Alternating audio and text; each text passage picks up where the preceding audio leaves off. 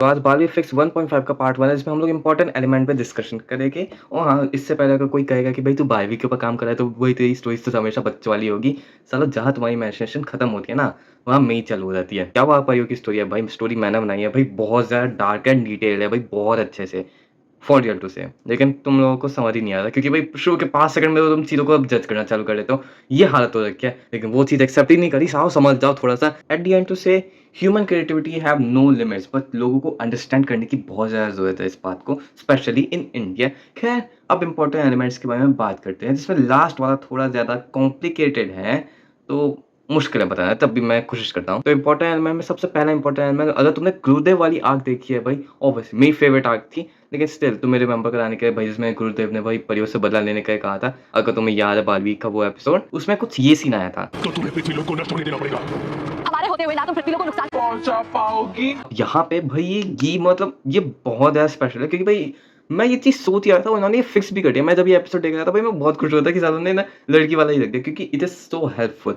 ये important element है जो कि मैं नहीं बताऊँगा अभी, कल बताऊँगा या परसों किसी दिन। उसके बाद कुछ जनरल एलिमेंट्स भी आते हैं, जैसे महर हो गई, बरिया हो गई, भई रानी परी हो गई एंड मैनी मोर। प्लस भाई वीर लोक भी है, कसम से यहाँ पे वीर लोक भी आएगा 1.5 में, और उसके बारे में ही बात होगी, उदाता लोक के बारे में। अगर तुमने बारहवीं ट्री देखा है तो तुम्हें पता होगा। और उसके बाद थर्ड एलिमेंट आता है, ये पर्टिकुलर सीन देखो, गेस कर लो अपने आप।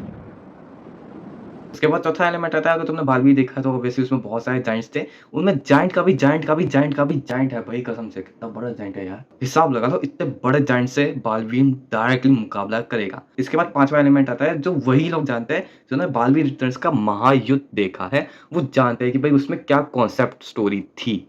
वही बात है, वो मेन फैक्टर वहीं पे आता है। विवान से रिलेटेड स्पेशल हिंट दे रही भाई, फैक्टर वही आता है। हाँ, वैसे उसका कोई कंक्लूजन सब बेकार था, लेकिन तब भी अगर याद है तो सही। उसके बाद छठा फैक्टर तिम्नासा इटसेल्फ कि भाई वो कौन है, वो बाल परी की बेटी कैसी है, वो परी लोक में कैसी रहती थी, कईयों के सवाल है भाई, उसका जवाब भी यहाँ मिल जाएगा 12वीं फिक्स 1.5। उसके बाद 7th आता है, जो कि लास्ट इंपॉर्टेंट पॉइंट है, ये थोड़ा कॉम्प्लिकेटेड है, इसको मैं एक्सप्लेन करता हूँ। अगर तुमने मिराकुलस लेडीबग देखा है, हाँ, हँस लो सालो, लेकिन तब भी एक बार उसका कॉन्सेप्ट सुनो। जब भी कोई ह्यूमन इमोशन क्रिएट होता है तो उसके मुताबिक एक नया कौमी जन्म किया जाता है, वैसे ही यहाँ का कॉन्सेप्ट है। अब मिराकुलस में एक एग्जांपल जैसे ट्रिक्स है, वो बहुत ज़्यादा ट्रिक्सटर है, बिल्कुल हमारे जैसे। हम झूठ वगैरह बहुत ज़्यादा बोलते हैं, इल्यूजन्स बहुत दिखाते हैं, इसी वजह से ट्रिक्स पैदा हुई। ठीक वैसे ही यहाँ पे भी है। यहाँ पे क्या होता है, जैसे ही हम कोई इमोशन क्रिएट करते हैं या फिर कोई हम लोग एक्टिविटीज़ में इन्वेस्ट करते हैं, जैसे अगर कुछ लोगों की ऐसी आदत होती है ना, मिमिक्री करने की, जैसे कुत्तों की आदत करने की, भौ भौ भौ और म्याऊं, तो वैसे भी परियां जन्म कर सकती है, और जो एआई एडवांस है वैसे भी परियां जन्म कर सकती है।